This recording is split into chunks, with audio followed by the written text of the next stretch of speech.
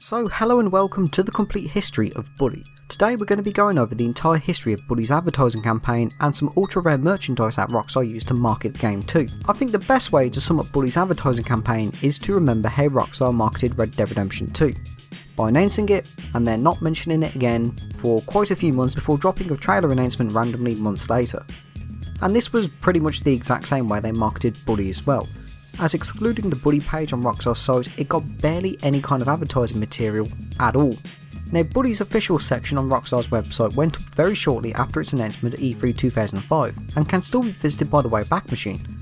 When visiting, the site merely displayed a very early Bully logo simply stating coming soon, with links to Rockstar Vancouver's site which now redirect to Rockstar's main site since they shut down in 2012.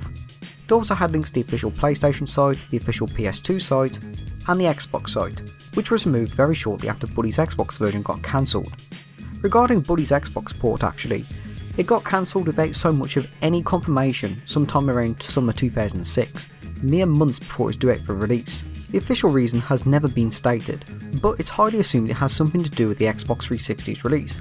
As mentioned, Bully was supposed to be out in October 2005, but it didn't. But the Xbox 360 did, so it's probable that Rockstar didn't see any reason to release a highly anticipated title of theirs on what's essentially an out-of-date console that people were moving away from onto newer, more exciting technology. Anyway, the advertising campaign for Bully only really began in August 2006, which is when the very first Bully trailer was uploaded. This was the very first actual look of Bully the public ever got. It showed off perfectly what to expect from Bully, which was essentially this is not Grand Theft Auto in a school. It showed off more of the humour and tone of what to expect. And Rockstar had to do this to try and settle some worries about Bully being, well, GTA in a school. And this is most evident if you compare Bully's first trailer to that of GTA San Andreas or GTA Vice City's trailers. For example, the Vice City trailer was just a small overview of Vice City, and Rockstar didn't need to do much else with this, because GTA already had a hot reputation and you knew what to expect with it thanks to Grand Theft Auto 3. But with Bully's trailer, since so many people were unsure on what Bully was going to be like, with claims of this being this horrible, violent game that's going to turn your child into a killer, Rockstar really had to put a focus on showing it was nothing like Grand Theft Auto in any sense of the way. And they did that by showing some more of the childish aspect, for example like showing Ernest getting wedgied, riding a skateboard, smashing windows, running away from a fight without any weapons, basically stuff that's extremely unlikely to ever be in a Grand Theft Auto game.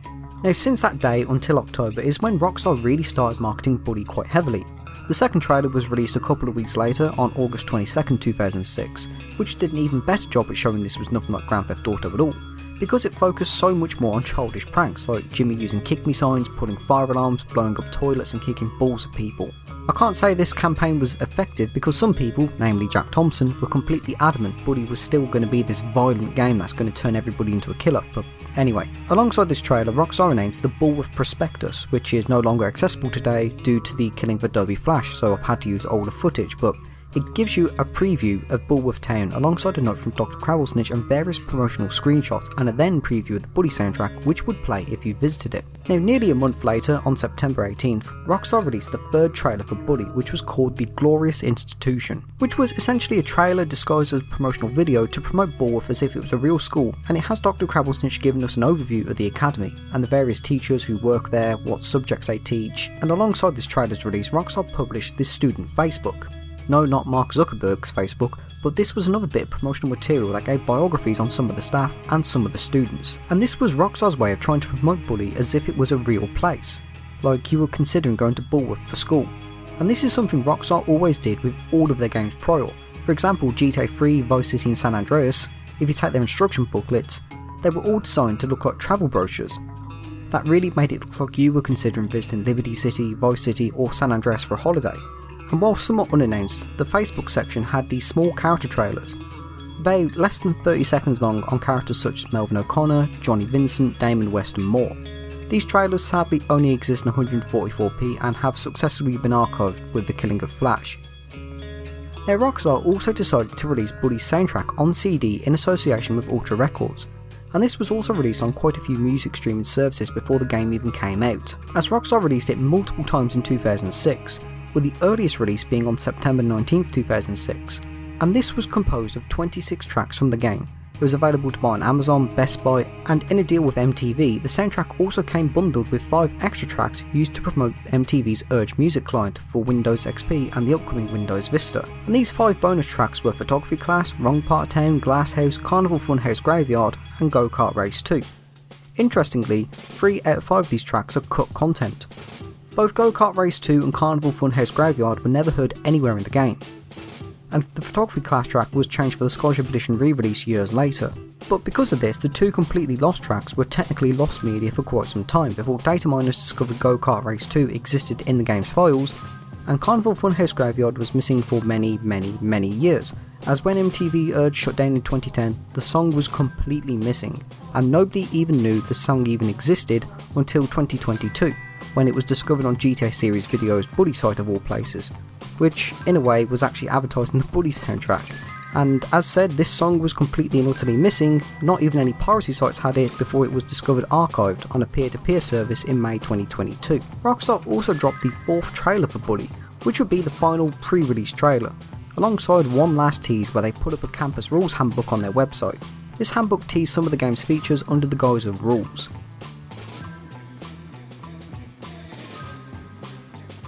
Now, with Rockstar Games, they officially announced a very limited edition of Buddy called Buddy Special Edition on October 12, 2006, a mere 5 days before the game was due out for release, and yes, it was called Special Edition.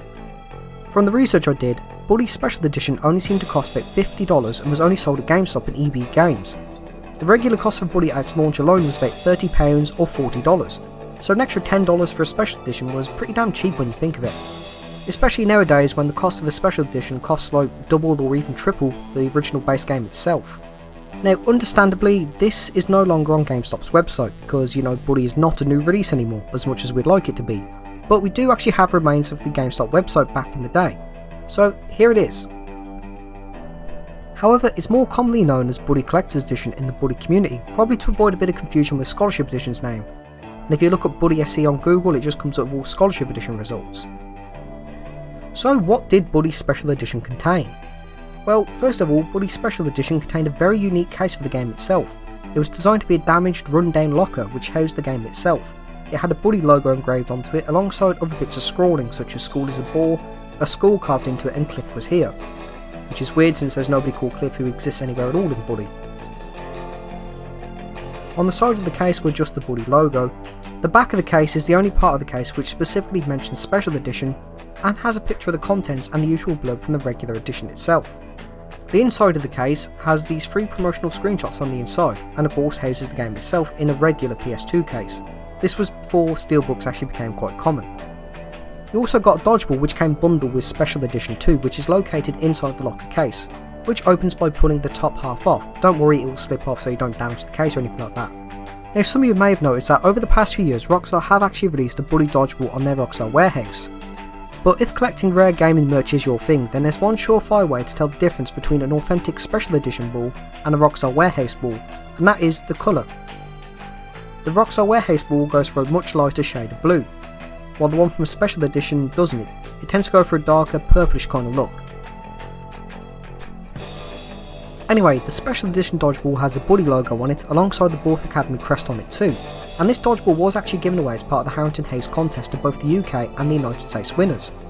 But one major difference is when this ball was given to the UK winners, it had the Buddy logo changed to Canis Canemedic due to Buddy's name being changed over here, and I should know because I was actually lucky enough to buy one of these in 2019.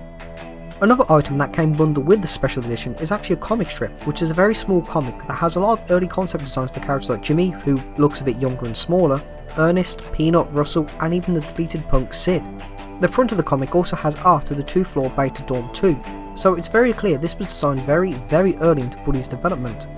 But anyway, the strip is about 3 to 6 pages long depending on how you view this kind of stuff, and it's mostly about getting into trouble, which is very fitting for Buddy's theme.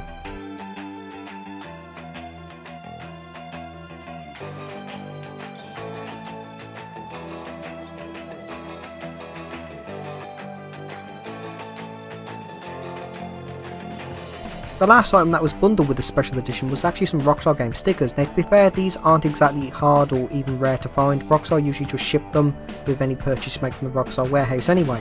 Now, even though Bully was officially released in October 2006 and the marketing for Bully was done, Rockstar went ahead and released an extra trailer for Bully on December 13th called the Holiday Special, which was a Christmas themed trailer showing off the winter season, Christmas and the mischief the player can get up to when it snows, alongside Dr. Krebblesnitch wishing everybody a Merry Christmas from Bullworth Academy. Merry Christmas from everyone at Bullworth Academy. Now, even though Bully released in 2006, Rockstar was still marketing Bully pretty heavily well into 2007.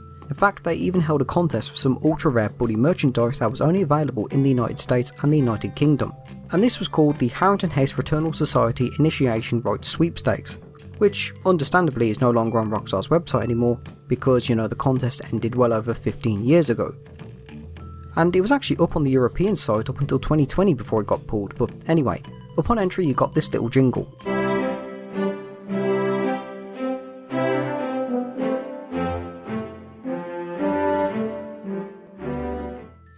The esteemed Harrington House Brotherhood of Bullworth Academy is a preparatory fraternal society of the highest order, traditionally reserved for the progeny of America's most renowned embezzlers and captains of corporate monopoly, who are now forced by an absurd civil ruling to open admission to the hoi poi of Bullworth as well.